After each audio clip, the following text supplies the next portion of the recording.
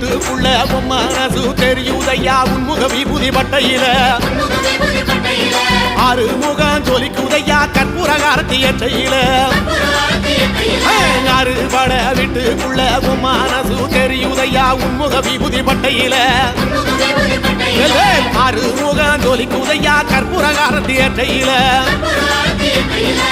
தெற்கு திசையாள்பவனே தேடி செல்வம் கொடுப்பவனே பன்னீர் தோளும் கொண்டு பக்தர்களை சுமப்பவனே கந்தா உன்னிடம் உண்மை சொல்ல வேண்டும் உன் புகழ் பாடியே வாழும் வாழ்க்கை வேண்டும்